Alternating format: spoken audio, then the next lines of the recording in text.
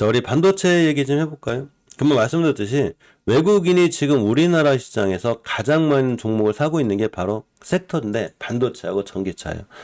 항상 알려드렸듯이 좋은 종목을 골라서 그 종목이 좋은 수익을 내주는 것도 나한테는 무척 중요하지만 사실은 우리는 시장의 전체적인 흐름을 이해하는 게 훨씬 더 중요합니다.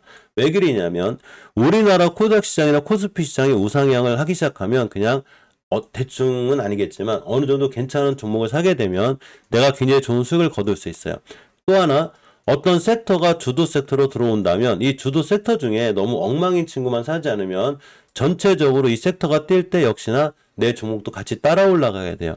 즉 종목도 중요하지만 이걸 종목 장세가 아니라 이제 섹터 장세라고 하죠. 그래서 섹터를 전체적으로 이해하는 게 중요한데 나중에 뛸 때 그 섹터를 이해하는 건 의미가 없어요. 즉 어떤 섹터든지 주도 섹터로 들어오기 전에 시장에서 주도 섹터로 들어오기 전에 이 섹터가 주도주가 될 줄 알고 미리미리 선침해 놓은 것 이게 굉장히 중요해서 제 채널은 제가 항상 그런 채널이라고 그랬죠. 주도주 선침의 방법 그러니까 지금 주도주로 뛰가는 거 말고 주도주로 들어오기 전에 미리 숨어서 들어가고 사놨다가 아무것도 하지 말고 가만히 있으면 전체적인 이 섹터가 주도주로 들어왔을 때 내 계좌가 굉장히 크게 불어난다. 이렇게 생각하시면 돼요. 그런데 우리나라 섹터가 굉장히 2차전지가 잘 나가고 전기차가 뛸 때도 역시나 가장 힘들었던 섹터가 반도체죠. 왜 그러냐면 많은 기사나 뉴스를 접해보신 분들은 알지만 재고 부분에 대한 문제 그리고 막 앞으로 반도체에 대한 업황이 뭐 안 좋을 거다 뭐 이런 이슈가 많이 있으면서 반도체 섹터 자체가 바닥에 있다가 이제 더 이상 오갈 데가 많이 없을 만큼 많이 떨어졌기 때문에 올라가는 거죠. 그래서 우리가 어떤 종목이나 어떤 섹터를 살 때는 사람들이 너무 안 좋다고 할 때 사면 돼요. 너무 좋다고 할 때 팔면 되는 거고. 자, 그런데 이런 반도체 섹터가 꿈틀꿈틀하면서 대표적으로 삼성전자, SK하이닉스가 많이 올라갔죠. 많이 올라갔습니다. 삼성전자 얘기 드린 자리가 이제 55,000원에서 제가 6만원대 많이 사놓으시라고 그랬죠.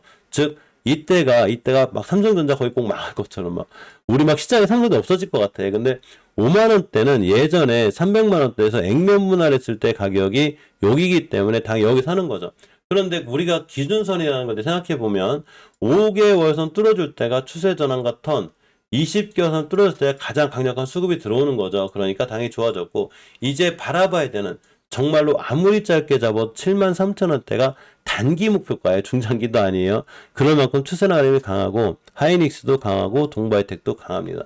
자, 그런데 이런 대형주를 보는 것도 중요하지만 실질적으로 굉장히 잘 봐야 되는 건 역시나 중소형주들이 생각보다 굉장히 빨라요. 물론 이제 막 주린이 분들이나 막 상장 폐지 같은 게 두려우신 분들은 뭐 삼성전자나 SK하이닉스 사겠지만 이 삼성전자나 SK하이닉스가 우량주는 아니에요. 대형주인 거죠. 그러니까 대형주하고 우량주를 헷갈리면 안 돼요. 중소형주들 중에서도 영업이익이 좋고 그리고 돈이 많고 하는 일이 좋다면 이런 친구들은 대형주는 아니고 소형주지만 이런 친구들도 얼마든지 우량주가 되는 거예요. 즉 나한테 수익을 주는 종목이 결국 우량주인 거죠. 근데 이상한 거는 정말로 이상한 거는 이제 반도체를 사야 되는데 또 하필 여기서 제일 많이 반도체를 파는 게 바로 우리라는 거죠. 우리 개인들, 우리들이 제일 많이 팔아요. 반도체 상승 외면하는 개인들. 그러고도 지금 2차전지가 지지부진하거든요. 양극재가. 거꾸로 거기로 가고 있어요. 그러니까 많은 소확개미 분들이 이제 반도체, 그러니까 쏙슬 같은 경우를 제가 벌써 3-4달 전부터 미국의 쏙슬을 사실 알려드렸거든요.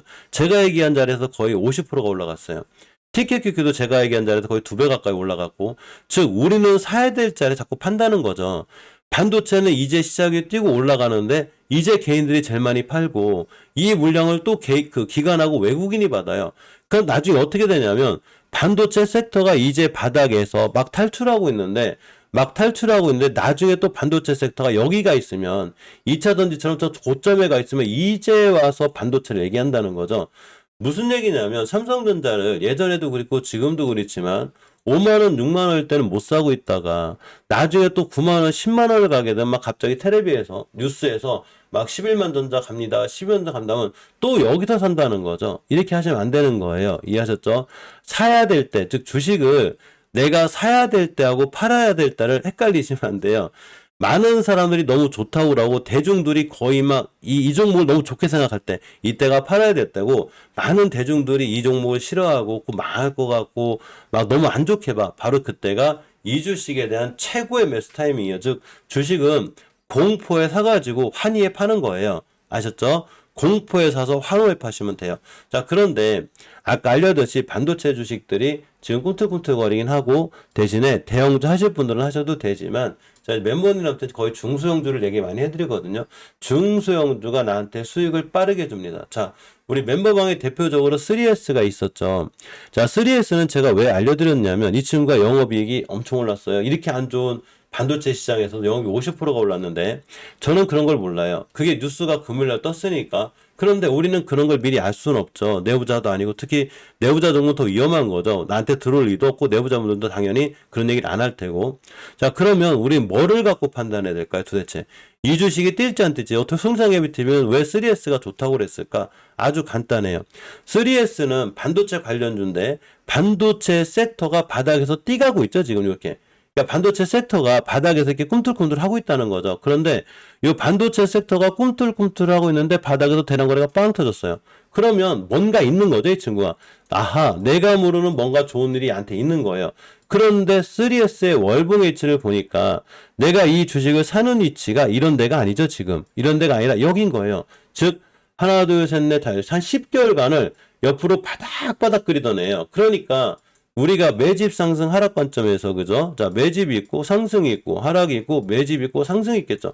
왼쪽 산 초반이 될 수 있는 거예요. 이거를 크게 그림으로 그려보면 매집이 있고 그죠? 상승이 있고 하락이 있고 매집이 있는데 3S를 제가 알려드린 가격이 여기에요. 아주 바닥권인 거죠. 그런데 여기서 대량 거래가 빵 터졌습니다. 그러면 이 주식을 우리는 무조건 관심 있게 보고 있으면 돼요. 어디서부터? 여기서부터요. 여기서부터. 이날이 20년도 2월 21일인데 23년도 2월 20일에도 반도체가 안 좋다고 그랬거든요. 그러면서 여기 저점을 찍기도 하고 또 한번 반도체가 좋았던 달이 있어요. 4월 달에. 그러니까 또 빵 조금 올라가기도 하고 떨어졌죠. 그런데 우리는 믿고 참고 기다리는 걸 굉장히 잘하셔야 돼요. 주식을 너무 짧은 안목으로 보지 말고 제가 긴 안목으로 보라는 가장 큰 이유는 바로 이러한 대량 거래가 들어와 있거나 내가 주식을 싸게 샀다면 그냥 믿고 있으면 돼요.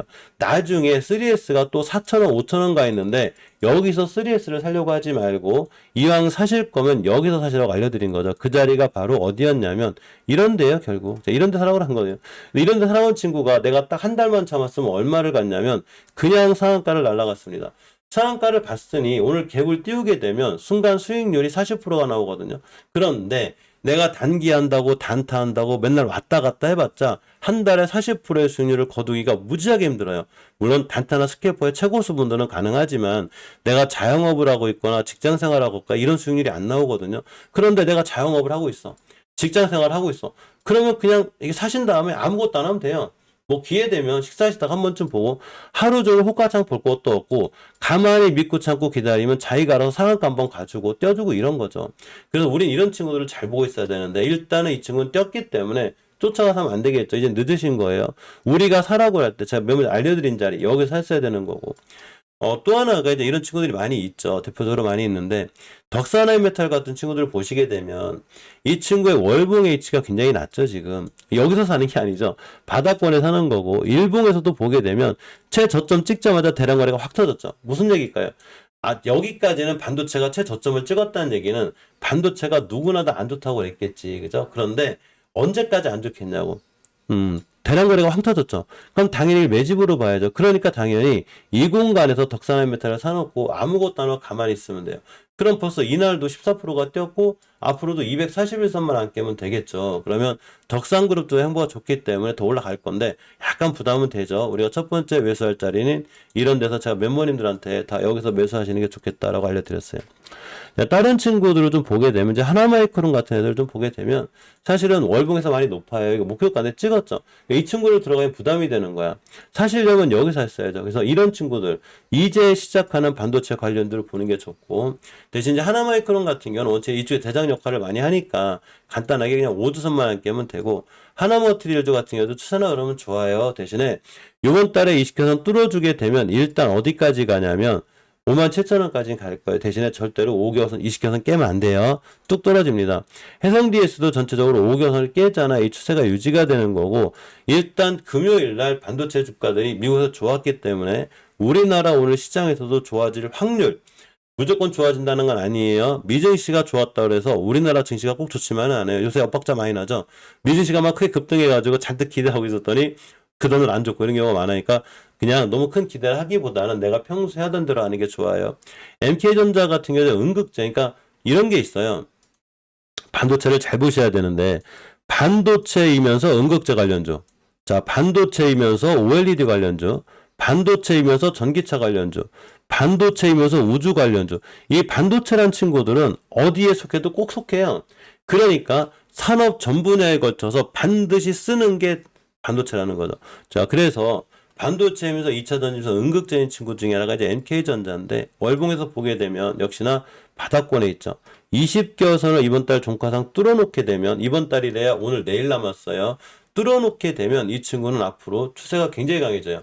특히 입선 위에 있고 일봉에서도 좋은 자리에 있습니다. 가장 중요한 매수 타이밍은 제가 멘붕방에서 얘기했을 때 240에서를 깨지 않는 선상 여기가 매수 타이밍이고 당연히 지금도 수익권에 있으셔야 되는 거예요.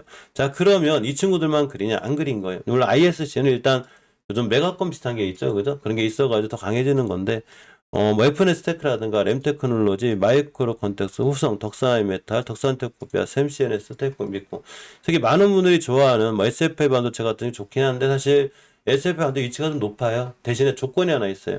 SFA 반도체는 그냥 20개선만 안 깨면 돼요. 그러면 다음 달에 또 강해져가지고 결국 7,000원, 8,000원대로 회복해 줄 거다. 이게 생각하시면 되고 SFA 반도체를 너무 그 단기적인 안목으로 보지 말고 길게 봐야 돼. 대신에 SFA 반도체 제가 매수 타임은 여기라고 그랬거든요. 여기 많이 올라왔어요 이제. 그러니까 우리가 첫 번째 매수한 자리가 얼마나 싼지 기억하시는 거죠. 우리가 산 자리가 정말 싼 가격이라니까요. 그냥 가만히만 있었으면 이 수익 다 누리고 있는 거예요 지금. 일희일비하지 말자. 그냥 가만히 섹터가 강해질 걸 믿고 가만히 있으면 되고 STI, 라운테크, YIK 등 앞으로도 반도체 관련주들은 주구장창 올라갈 친구들이 굉장히 많고 반도체이면서 차량용 반도체인 애들 그죠? 텔레칩스, 뭐 제주 반도체, 오브 반도체, SFI 반도체 당연히 차량용 반도체 쪽이고 특히나 비메모리 반도체 그죠? 빈메모리 반도체가 연산이 가능한 반도체이기 때문에 어보 반도체, 시그네티스, 지니티스, 에이티콜, 엘비루센, 코아시아, 테크인, 오디텍 전부 다 잘 보셔야 돼요. 즉 반도체 관련주들은 전체적으로 뛴 친구들이 별로 없어요. 몇 개가 뛰긴 했는데 아직 안 뛴 친구들이 너무나 많아요. 3S가 이렇게 상한가를 간 게 신기한 게 아니라 3S처럼 이렇게 갈 수 있는 확률을 가진 반도체 관련들이 엄청 많기 때문에 이런 친구들 반드시 보셔야 되고 멤버님한테는 제가 다 또 알려드렸기 때문에 그런 친구들 위주로 다 공부해 보시고 가만히 처음부터 공부를 해서 이 종목이 마음에 들었다. 그럼 믿고 참고 기다리고 아무것도 하지 않는 게 굉장히 중요합니다. 즉 제가 이제 이 얘기 오랜만에 해드리는데 시장은 우리가 원하는 대로만 흐르진 않기 때문에 지수가 무너졌을 때 내 종목도 같이 떨어지게 돼요. 물론 내 종목이 지수가 무너져도 강하면 좋긴 한데 전체적으로 가장 큰 흐름인 지수를 무시할 수 없기 때문에 지수가 떨어지게 되면 내가 A라는 종목을 샀어도 바닥권에 샀어도 떨어져요. 그러면 이 종목을 철저하게 공부해 놓고 재무라든가 영업이익이라든가 이 회사가 하는 일이 미래에 가치가 있다면 떨어졌을 때 벌벌벌 떨면서 무서워하지 말고 언제든지 자신 있게 더 살 수 있어야 돼요. 이게 굉장히 중요한 내용이에요. 그러면 만약에 이 종목이 떨어져서 이 친구를 더 추가 매수하지 못할 거면 처음부터 이 종목에 대한 선택이 잘못됐다. 이 종목을 왜 샀냐는 거죠. 워렌 버핏 같은 분들이 물론 이제 우리하고 상대단계는 엄청난 투자가긴 하지만 이분도 어떤 종목을 사면 손실이 나기도 해요. 당연하죠. 이분도 미래에서 오신 분이 아니에요. 그런데 이분은 반드시 더 사죠. 왜? 이 종목에 대한 믿음이 강하기 때문인 거예요. 우리가 그분만큼의 대투자가는 아니더라도 내가 어떤 종목, 즉 반도체 관련주들 종목 중에 특히 제가 멤버방에서 알려드린 종목들을 본인 스스로 잘 공부해놨다면 그런 친구들이 하루하루 좀 안 움직이고 그러고 좀 떨어진다 하더라도 너무 겁내기보다는 오히려 추가로 더 잘 모아나가면 나중에 반도체 섹터가 지금 바닥에서 일어나는 분위기이기 때문에 결국 반도체 시장이 올 수밖에 없고 반도체가 고공행진하게 됐을 때 내가 갖고 있는 그 계좌의 그 반도체 주식은 결국 나에게 엄청난 수익으로 돌아올 건데 이거를 너무 단기적인 시각으로 매일매일 호가창 보고 오늘 왜 안 뛰지 고민하시는 것보다는 믿고 참고 기다리고 아무것도 하지 않는 것 이게 굉장히 중요합니다. 시장의 흐름이 약간 변하는 패러다임이 있는데 결국은 2차 전지 반도체, 2차 전지 반도체로 옮겨온다는 거죠. 그런데 꼭 저런 건 아니고 2차 전지 주식들 중에서도 살만한 애들이 많지만 2차 전지 관련이 너무 높기 때문에 그린 거예요. 너무 높으면 누군가는 차익 실현이라는 걸 하게 되고 우리는 그걸 수급이 깨진다고 하죠. 그럼 이러한 새로운 수급들은 어디로 들어오는 거냐면 지금 반도체로 들어오는 거기 때문에 반도체 관련주들을 무조건 특히 비메모리 반도체 관련해서는 반드시 관심 있고 신경 쓰게 보셔야 되는 게 맞습니다. 우리 HLB 그룹 좀 보고 갈게요.